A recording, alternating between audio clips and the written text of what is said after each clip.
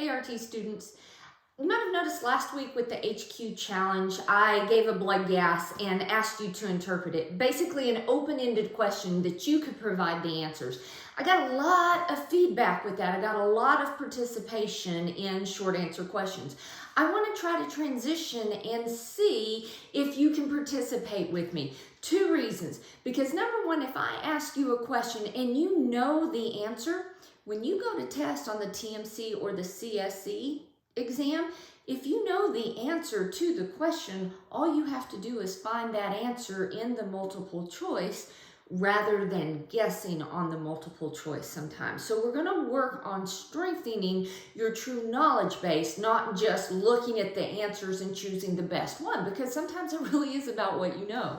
A second reason, you will learn from each other. I don't know if you watch the comments, but some people explain why they choose the response that they do. So there's a lot of learning that can go on here. And as always, I'll post and I'll give you the answer the day after. So let's do this week's. It's about manual resuscitation. How would you increase the FiO2 during manual resuscitation? You have to be careful here. I didn't say the P(a)O2, I said the FiO2. So, number one, a PEEP valve is not the right response, okay? Adding PEEP doesn't change FiO2. So let's really concentrate on what changes the FiO2.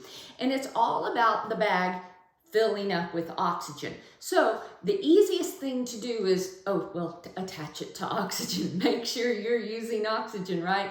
The second thing to do is turn the flow on the flow meter up. A higher liter flow will enrich that self-inflating bag with oxygen the fastest.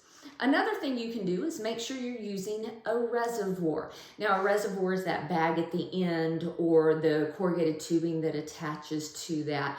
And most bags are made that it's incorporated now, but some of them can slip off. So the first two things you want to, three things you want to check. Are you hooked to an oxygen flow meter? Do you have the flow turned up? And is your reservoir attached? Those are three big bang for your bucks, things that'll increase FiO2. The other things that you want to think about as far as increasing FiO2, you have to consider bag refill time. If you deplenish the oxygen out of the bag super fast, it's going to take it longer to fill up. So things that you can do that'll give you higher FiO2s, bag slower. You squeeze the oxygen out of the bag. When you let go and you let it fill up before your next breath, you're going to give a higher FiO2. So a lot of people will tell you if you bag faster, you get a higher FiO2. That's wrong.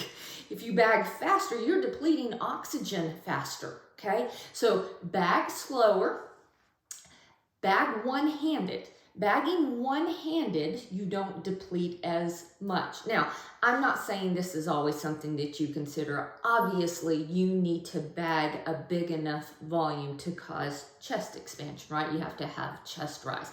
But I am saying if you squeeze with one hand versus two hands, the FiO2 will increase with one hand because you're not putting as much of that oxygen out into the patient's chest. So that'll increase the FiO2. So the main things that increase FiO2, using oxygen, increasing the flow on the flow meter, making sure you have a reservoir, bagging more slowly, and bagging one-handed. Okay? If you do all of that and the patient's P(a)O2 is still low, that's when you consider a PEEP valve. So PEEP takes those alveoli from little bitty tiny alveoli. It gives end expiratory pressure, makes the alveoli bigger. You have more surface area for oxygenation.